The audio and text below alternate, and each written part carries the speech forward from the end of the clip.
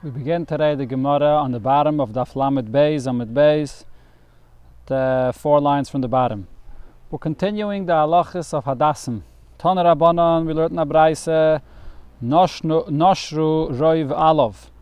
If most of the leaves of the Hadassim fell off, V'nishtairu by miut, and only a minority of the leaves are left, kosher. The Hadassim are still kosher. Ubulvad shetehei avoisa kayemes. That's only if avoisai, which means that it's covering the branch, is still there. It still covers the branch. The Gemara, how's that possible? This itself is a contradiction here. Amret, first you said noshru roiv alav kosher. If most of the leaves fell off, it's kosher. Hadetani, and then you learn to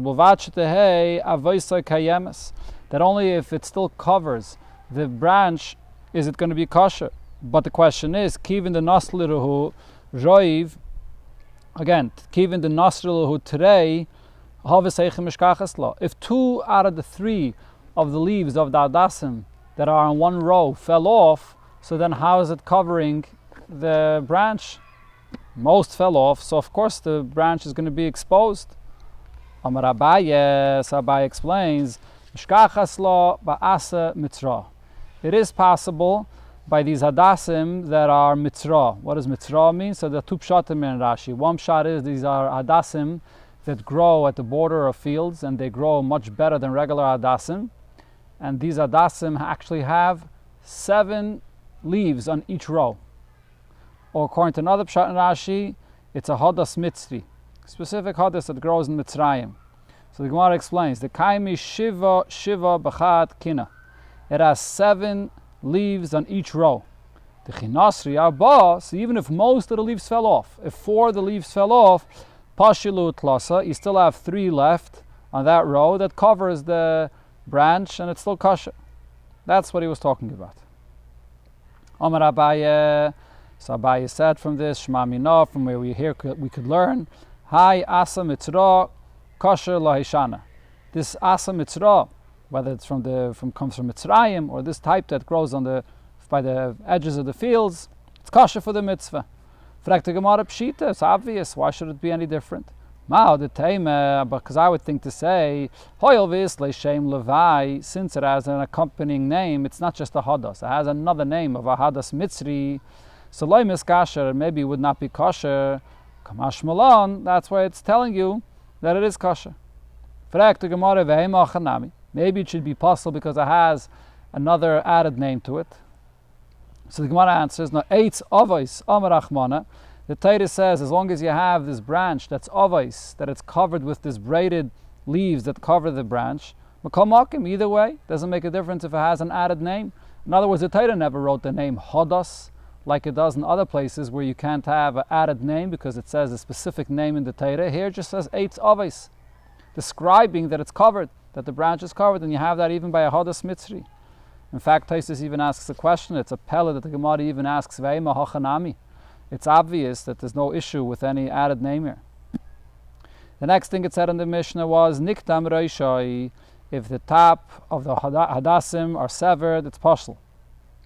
Tani ula b'achinene, Niktam reishai, if the top of the Hadas is cut off, v'alsa by tamra, and a berry grew over there in that spot, so you can't see that it's cut off. Kosher. So then it's kosher. Boy Rabbi Yirmiyah had the following question. Nikdam roishai me erev Yom Tov. From before Yom Tov, so the top of the Hadassim was cut off. So this is a Hadas that's not puzzle. And then, also by Tamra be Yom Tov. And then on Yom Tov, a berry grew at that top, making it kosher now. As Rashi here says, that this is possible to happen, even after the Hadassim are cut from the ground, it's still possible that a berry should appear and grow in that area where it's cut off and it becomes kosher. So now, on Yom Tov, it became kosher again. Mahu. What's going to be the din? What's the question here? Yesh dichui eitzel mitzvahs. Do I apply a concept of dichui, which means once it's disqualified, so then it remains disqualified forever. And I apply this to mitzvahs. The source of this concept, as Rashi brings, is by korbanos. We had this in Masechta Yuma, and in many places the Gemara talks about this concept of dichui by kachim, that once you have a carbon that is disqualified to be brought as a carbon, it remains disqualified forever. You can't use it again. The psul passes it forever. So that's the concept of dichui by kachim. The question is, do I apply this concept of dichui regarding mitzvahs as well? That over here, since when Yontif came in, and this hadas was already a hadas of a mitzvah, if it was before Yontif, so then it's a different story. It's not yet a hadas of a mitzvah. We'll see soon in the Gemara about this. But we're talking here specifically after it's Yontif. So now, when Yontif came in, this hadas was disqualified. It was cut off the top. Then a tamar, a berry grows at the top, and it becomes qualified again. So do I say, just like by kachim, once it was disqualified, it can't be used anymore? Over here as well, the chefts of the mitzvah, this hadas was disqualified, it can't be used.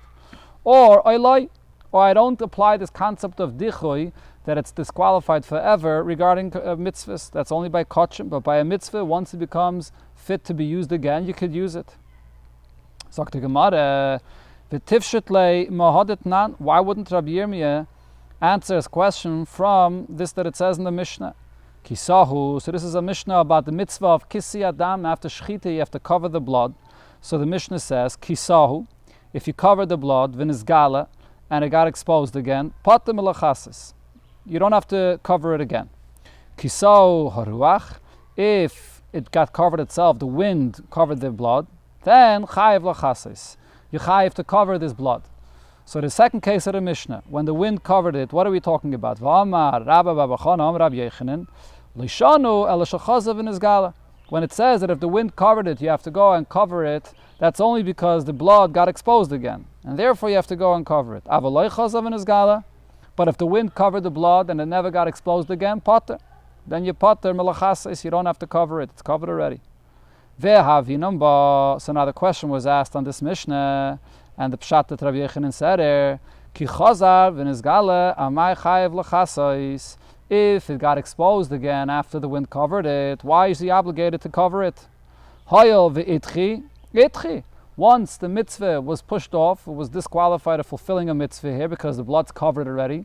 Even if later it became qualified and the blood became exposed, but it should be pushed off from the mitzvah forever. Amar Rav Papa. So what Rav Papa said, what I see from this Mishnah is, Zoi say meres. This teaches me, Ein dichoi eitzel mitzvahs. By mitzvahs, you don't apply this concept that once it's disqualified, it remains disqualified forever. Even though l'chatchila, the wind covered it, and you couldn't do the mitzvah here, but once it gets exposed again, you could do the mitzvah. So the question is, why does Rav Yirmiyah not learn out from this Mishnah this concept that he had a question about? So the Gemara answers that Rav Papa gufa mi bayale. This that Rav Papa said over here, this is exactly what he had a question about. How do you learn pshat in this Mishnah? In other words, for Rav Papa, it was obvious that from here you could prove that ein dichud, the concept of dichud, does not apply to mitzvahs. However, Rabbi Yirmiyah had a question. What was his question? Mifshet poshet le de ein dichud etzel mitzvahs. Is it obvious to the Tana of this Mishnah that the concept of dichui never applies to mitzvahs? And therefore, loishna lekula, it doesn't matter if this is going to be relevant for a leniency, like in the case of the adasim, where you want to use the adasim now after on Yontif a berry grew and it made it kosher again. And v'loishna lechumra, and it doesn't matter if that applies stringently, like in this case, where you're going to be obligated to do the mitzvah of kisi adam after it was exposed again. So if it's obvious, if we know for sure that ein dichui etzel mitzvahs, so we apply that halacha lekula and lechumra. Or perhaps fuki misapkele. The Tana of that Mishnah by Kisi Adam has a suffix about this, and therefore lechumra amrinon. As the stringency in that case to obligate you to do the mitzvah of Kisi Adam, there we apply and we say ein dichui, that you have to do the mitzvah. But maybe we don't apply the concept of ein dichoi if it's going to be a leniency to allow you to use this hadassim that were pushed off when the yontif came in. Because really, maybe the Tana of that Mishnah was only saying l'chumra. He had a suffix about this. Teiku, and Rabbi Yirmiyah did not answer his question. Shall we say that this question, whether we apply the concept of dichui to mitzvahs or not, is a machlokes tanoim? Because it says, Ovar v'likton, if he went and took off the berries on Yontif. Puzzle. So it's still going to be puzzle. Divrei Rabbi Lazar Rabbi Tzadik. That's what Rabbi Lazar Rabbi Tzadik says. So you're not allowed to take them off on Yontif because you're Mesak and Keli, as the Gemara will say soon. We'll learn it on Amud Beis. But if you did remove the berries on Yontif, so Rabbi Elazar bar Tzadok says that it's good. Rabbi Elazar bar Tzadok is the one that says that it's possible. The Chachamim machshirin. Chachamim say that if you remove the berries on Yontif, it's still going to be kosher. So what's the basis of their argument? So the Gemara now explains as follows. Savrua, the ones that wanted to say that their machlokes is based on the concept of whether there is dichui by mitzvahs or not, so they thought as follows. The Kula Alma, they both agree that lulav ein sarich eget. That lulav does not require to be tied together, the adasim, the aravas, and the lulav, it doesn't require to be tied together. Okay, now, so as Rashi explains, we had this in the Gemara before already, if the lulav has to be tied together, and you tie the adasim together when there were still berries on it, so then there's an issue of tasa v'loy menasi. When it was being made, when you were tying it, you were doing the action of tying it, you were tying pasla adasim. Then when you took off the berries later, it becomes kosher, and now it's tied automatically. You never actually tied kosher adasim. So that could be an issue. But again, what they thought was, everybody holds that lulav ain't sarich eget. Lulav does not require to be tied, so therefore that wouldn't be an issue. The issue of tasav leimenos, tying pasala adasim, is not an issue. And even more, another point that they thought was, ve'im timtzaloima sarich eget. Even if you'll say that the lulav has to be tied, so you can't tie pasala adasim, but lo yalfinon lulav misukkah. I do not learn out lulav from Sukkah, the chsiv ba by Sukkah is where it says tasa v'loy menasi. There the Torah says Chag HaSukkah is tasa lacha, that the Sukkah has to be built. The action of building the Sukkah, you have to put the schach on the Sukkah while it's kosher schach. Otherwise it's osui. Otherwise it's going to be like it's made on its own. And we don't compare, so that says by Sukkah, but we don't compare to lulav. So even if it requires to be tied together, but you can tie the pasla adasim and then take off the berries afterwards because there's no issue of tasav leimenasi. So those 2 points is not the basis of their machlokes. So then, my love, don't you think that this is what Rabbi Elazar bar Tzadok and the Chachamim are arguing about? The man, the apostle, the one that says that if you took it off after Yom Tov came in, it's possible. Savariol zamrinon yesh dichli etzel mitzvahs. What we say is, since when Yom Tov came in, they had the berries, and it was disqualified from being used, so it remains disqualified forever. So it doesn't help to take it off. Or man the machshech chachamim that say that it's kosher, savar he holds lo yamrinon yesh dichli etzel mitzvahs. There's no such a thing of dichli, even though it was disqualified when Yom Tov came in. After you took off the berries, you can use it. So this would be the machlokes, or this exact shaila of Rabbi Yirmiyah. So the Gemara answers, loy. You don't have to say that this is their machlokes. Rather, I could say the kol alma. Everybody agrees. Loy amrinan yesh dichoi etzel mitzvahs. I do not apply the concept of dichoi regarding mitzvahs. Over here, what is their argument? B'meilef lulav misukkah kamiflagi. They're arguing whether I learn out lulav from sukkah with the issue of tasev v'leimen asli. Mar savar. Rabbi Elazar bar Tzadok calls yalfinon lulav misukkah. I learn out lulav from sukkah that there's an issue of tasev v'leimen asli.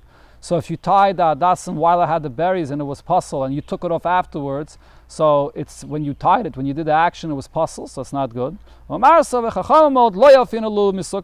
learn it out from there, so therefore there's no issue of tasav v'leimen asli. Or I can say their argument is as follows. If everybody would hold that the lulav requires to be tied together, the kul alma yalfina lulav misukah. Everybody would agree that you learn out lulav from sukkah, and the issue of tasav v'leimen asli applies here. But v'hacha b'lulav tzarech eged kamiflagi. Their argument is about this itself. Does lulav require to be tied together or not? U'beplukte dahani tanoi, and they're arguing the machlokes of the following tanoim, the Tanya as we learned in the Braisa. Lulav bein agud bein shein agud. A lulav, whether it's tied together with the adasim and the aravas or not, kosher. Either way, it's kosher. Rabbi Yehuda says agud kosher. If it's tied together, it's kosher. She'ein agud pasul. If it's not tied, it's pasul. My time the Rabbi Yehuda. What's the source of Rabbi Yehuda's opinion that he says that it has to be tied together? Yalef lekiche ma'agudas eizef. He learns out like Zayda Shaveh, the term that the Torah writes here, lekachtem from lekachtem that it says by the agudas eizef. Ksev hacha, here it says lekachtem lechem b'yom rishon. And Ksiv Hasam, but then it says also, this is the pasuk that it says by the Korban Pesach and Mitzrayim, V'lekachtem agudas Ezoiv, you should take a bundle of Ezoiv. So mala alon aguda, just like there the Torah says that it's a bundle, it's tied together, afkan aguda. Here as well, it has to be a bundle, you have to tie together the lulav and the adasim of the ravis. V'Rabbanon, Leslu lekicha lekicha, Rabbanon do not hold of this gzeira shava lekicha lekicha. That's the machlokes here.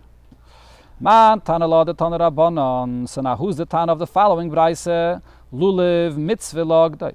A lulev, it is a mitzvah to tie it together with the hadasim and the aravis. But v'mlo yogdai, if you did not tie it together, kosher, it's still kosher. So mani, whose opinion is this? Rabbi Yehuda, if it would be Rabbi Yehuda, can't be, because kilo yogdai am kosher. B'diavad, if you didn't tie it together, why does it say it's kosher? He learns Gzeira Shava that you must tie it together. Rabbanon, if it's a Rabbanon, my mitzvah covered. What's the mitzvah of tying it together? If you don't learn the Gzeira Shava, what would be the basis of tying it together? It says the Gemara, Lo Eilam Rabbanon, it is the Rabbanon, u'mitzvah mishum zeh keli vanveyu. And the mitzvah is because of zeh keli vanveyu to beautify the mitzvah, and therefore, even though you don't learn out the Gzeira Shava, but nevertheless you should beautify the mitzvah by tying it together, and not just be scattered around. Rashi later on Amud Bey says that even according to the Rabbanon, it's an obligation to do it this way. But it's b'diavad, you'll be yaitze. But l'chatchila, it's an obligation to tie it together for zeh keli vanveya. The next thing it said in the Mishnah was Aishahayu anavav mirubin. If you have too many of these berries, so then it's possible. Rav Chiste said, Dovazeh Rabbeinu Agadol Amrei. The following point, Rabbeinu Agadol, which is Rav, he said this, V'amokim yeh be'ezrei. The Eibusha should be to his assistance. What is this? That lo yishanu ela b'mokim echad. This is only if you have all these berries that are more in one place. Aval b'shnayim shloishim mekaymis. But if those berries are in two or three different locations in this hadas, then kosher. Then it's not as noticeable, and therefore it's kosher. So Rava says, Shnayim shloishim mekaymis. Even if the berries are in two or three different places, but have a menumer, it's still not good because it's like hadasim which are speckled with a different color. Over here as well, because it has these different berries in different places, it should be an issue with upasul. It still should be pasul. If we heard the statement that he said it as follows: if you have more berries than the leaves, pasul. So on this, Rav Chiste, this was said in the name of Rabbeinu Agadol Rav. David should be to his assistance. This is only true if the berries are black. Then it's an issue. But if the berries are green, the same color as the leaves, then mine the hadasu, then it's like part of the hadas. In other words, it has the same color, and you don't see it. It's not speckled with a different color, and therefore it's kosher.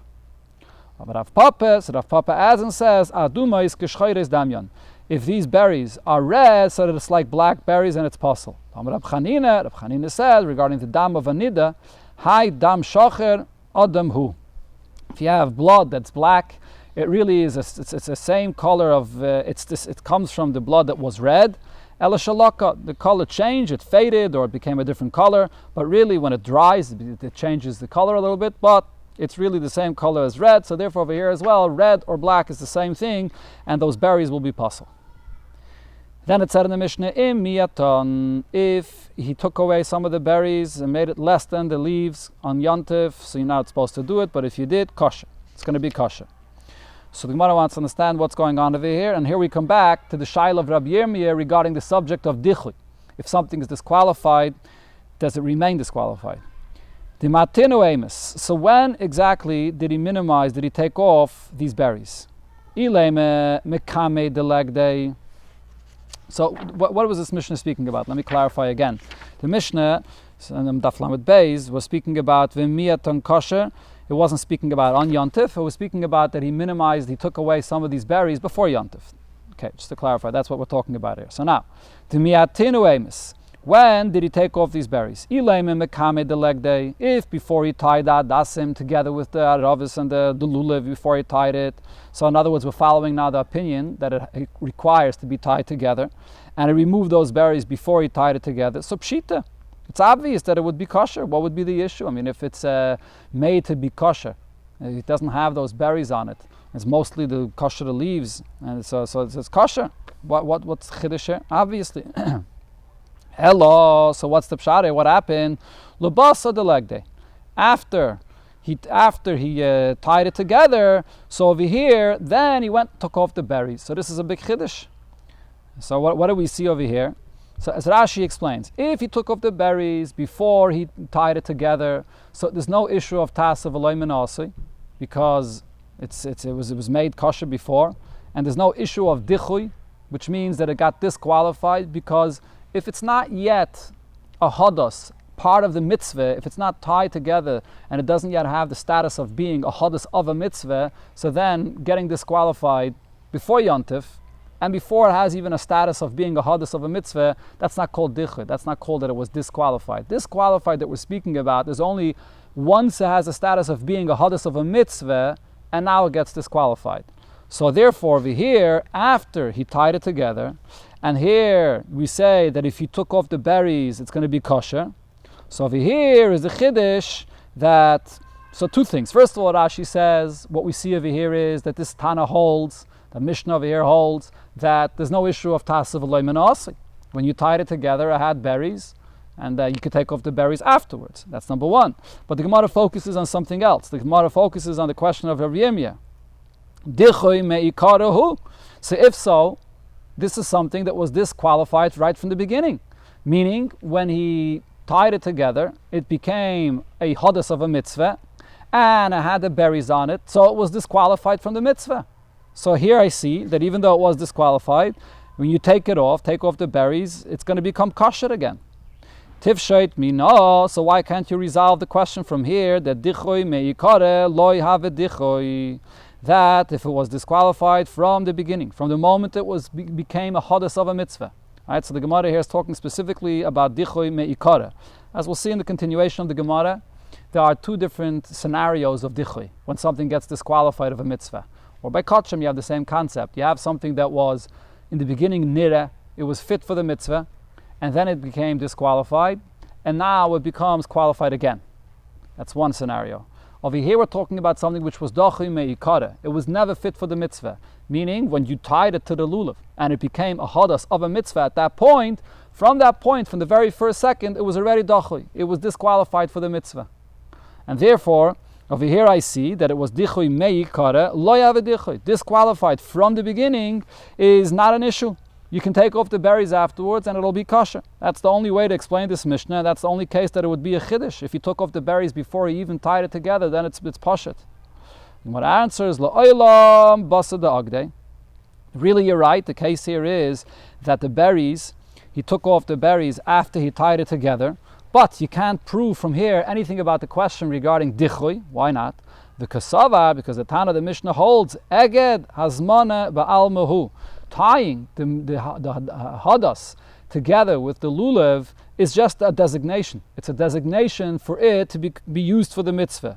Just the fact that it's designated for the mitzvah is nothing. The hadas does not yet become a hadas of a mitzvah. When will the concept of dichi apply? If it's already yontiv, as we saw before when Rabbi Yirmiyah asked the question. His question was, if after yontiv comes in, and then it was dachi when yontiv came in, Yontif makes it a hadas of a mitzvah. That's the zman of the mitzvah. Then there's a question if it's disqualified when Yontif comes in, so then we could discuss whether the concept of dachi applies. But before Yontif, after you tied it, it's not yet Yontif, it's not a hadas of a mitzvah. It's designated for the mitzvah, but it's not yet a hadas of a mitzvah, so therefore the concept of dachi does not apply here. So therefore it's not a raya to the question of Rabbi Yirmiyah. Then it said in the Mishnah, ve'ein mematin b'yontif. You're not supposed to take off these berries on Yontif. So what do you see from the Mishnah? So we come back now again to this concept of dachi. But if he did go and take off the berries on Yontif, what's going to be the din? Kosher. It will be kosher. In other words, the Tana is saying you're not supposed to, you're not allowed to. But if you did, it will be kosher. So the question is, what are we talking about over here? So as we said before, only black berries are puzzle. So the ashcher emes, these berries, if they were green and then it was kosher, when did it become a problem? When were these berries black that it was disqualified from being used? If you're going to say that you had black berries on these Hadassim before Yontif, so now when Yontif came in, these Hadassim had black berries on it. So Dochi me'ikarehu. So from the moment Yontif begins, and from that moment this is a Hadas of a mitzvah, right? As we just learned, before Yontif it's not yet a Hadas of a mitzvah, but when Yontif comes in, it's a Hadas of a mitzvah. So now from the first moment of Yontif it was disqualified. And what does it say over here? That if you take it off, b'diavad, if you took off those berries on Yontif, it can be used. It's kosher. So tifshet mina, you could be resolved and prove from here that dochi me'ikare, the lo yavid dochi, that if it was disqualified from the beginning, that's not an issue. If it becomes qualified again afterwards, it could be used. As you see over here, takes off the berries, it could be used. So lalav, now what are you going to tell me? Maybe the case is different. The achsher b'yontif. What happened was they had berries on it, but they were green berries. So when Yontif came in, these Hadassim were fit for the mitzvah. It was nira, was fit for the mitzvah. But then it became black, the berries became an issue on Yontif itself. So now if so, what is this going to be? Nira, when the Yontif came in, these berries were fit for the mitzvah. Then v'nitcha, then it became black, so now the Hadassim became disqualified. And so, again, nirev and nitchahu. So, shamet mina. If so, I can prove from the Mishnah that nirev and nitcha chayzev and nira.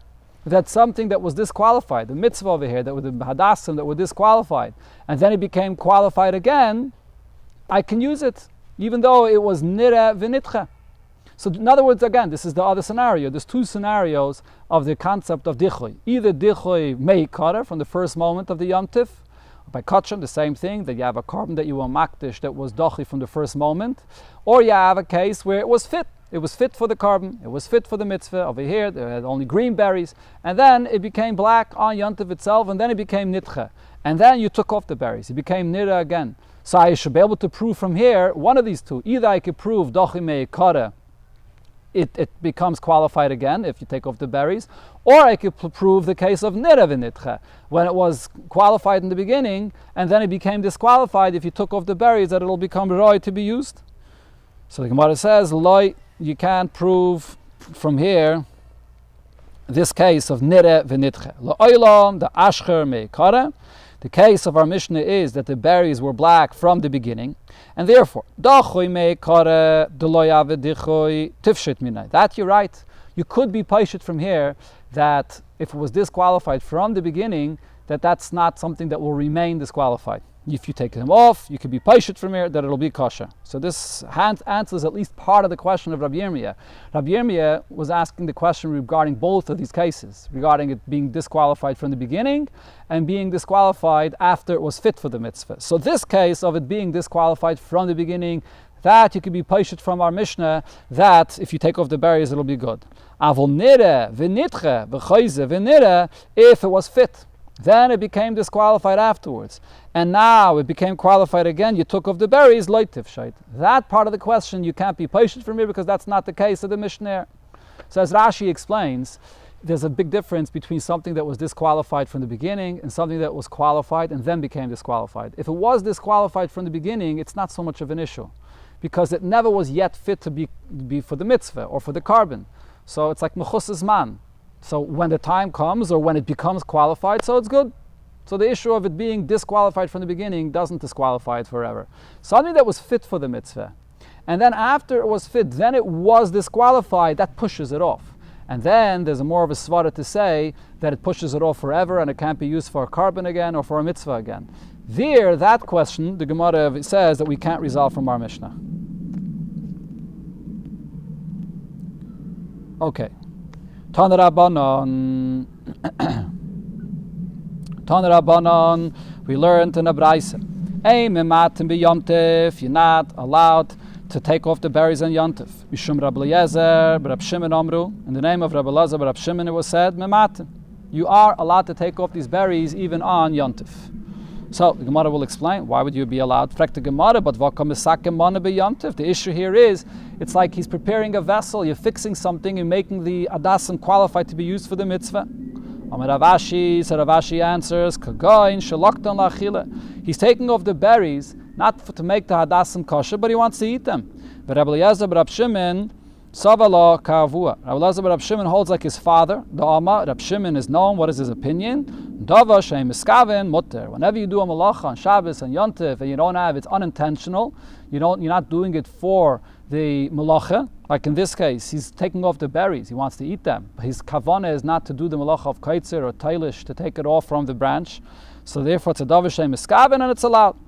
Fragt the Gemara, but Abaye and Rava both said about this halacha of miskaven that Meide Rab Shimon agrees with psikreisha v'lo yamos in a case where it's psikreisha. If a person says he's going to cut off a head of a chicken, for example, and he doesn't want it to die. He just wants to play with this hay. He wants to do something else with it. But in such a case, he can't say miskaven that it's unintentional, it's mutter, because it's impossible that it shouldn't die. So this is the concept that's always known as psikreisha. Psikreisha v'lo yamos. In such a case, it's still going to be yasi even if it's without kavanah. So here as well, you're taking off the berries to eat, but you're cutting it off. So it's psikreisha, so it should be yasser. This is the Gemara. Hacha b'mayaskinon the islay haishayna achriti. The case over here is that he has another hadas to use for the mitzvah. He doesn't need it. In other words, this is not a case of misaken mana b'chlal. He's not being misaken anything, because he has other shyness that he needs for the mitzvah, so he's not being misaken anything. Then later, if he happens to go ahead and use it, he'll be able to use it. But he didn't really need it when he did this, so when he was doing it, he's b'chlal not misaken mana. That's Rashi's pshat. The Aruch brings a raya from this Gemara to his famous opinion that even regarding psik reisha, but if it's a psik reisha deloi nichele, something that you don't want b'chlal, that you're not interested in b'chlal, even psik reisha is also not an issue, because you have another hadas that's there for your mitzvah, and you don't need this to be machshir for the mitzvah. So loi nichele, you're not interested in b'chlal in using this hadas, so psik reisha is not an issue. That's the Aruch's opinion. So the Gemara Tane Rabbanon Huter Egdoi B'Yantif. The eged, the tie, that you tie the lulav and the adasim aravas together, was untied in Yontif. So then you tie it together, just like when you tie a bundle of vegetables. You don't actually make a knot. You're not allowed to make a knot in Yontif, like in Shabbos, but you just spin it around, whatever you're tying it with, and you just like tuck it in a way that it should be tied. Why do you have to do it that way? Why can't you make a bow? And so we're allowed to make a bow on Shabbos and Yontif. So Gemara says, Halmani Rabbi Yehuda. This Brai says Rabbi Yehuda's opinion. The Amar, he says, Anive kshire ma'al yasehi. A bow is like a regular knot that's not allowed to be made on Shabbos and Yontif. Frekta Gemara, but Rabbi Yehuda, if this Brai says Rabbi Yehuda, Eged ma'al yaseboy. According to Rabbi Yehuda, you should have to have a perfect knot to tie it together, because Rabbi Yehuda is the one that holds that lulav tzarech eged. It has to be bound together in a bundle, so it has to be tied properly. It's not enough just to spin around something to just hold it together. It has to be properly tied. That's the Gemara. Hi Tane. So it's not really Rabbi Yehuda himself, but this Tane savala kavasei b'choda. He holds like Rabbi Yehuda in one detail regarding this, that aniva and kshira is the same thing. He holds like Rabbi Yehuda, and therefore he says you could only spin it around like the bundle of vegetables. But he also argues in him on the other point regarding this, that Rabbi Yehuda says that you must have an eged in order for it to be kosher. In that he does not hold like Rabbi Yehuda. He holds that the whole union of the eged is just for zek keli v'amveyu, and therefore even if you just tuck it in and you don't mamish make a knot, it's going to be good enough. But as I mentioned, Rashi here says that l'chatchila, you're supposed to, even if the issue is just, the requirement is just for zek keli v'amveyu, you're supposed to tie it in a way that it should be a proper eged. If you can't, if it's on Yontif and it opened up, so then it's enough if you just tie it around like a bundle of vegetables where it's not a proper knot.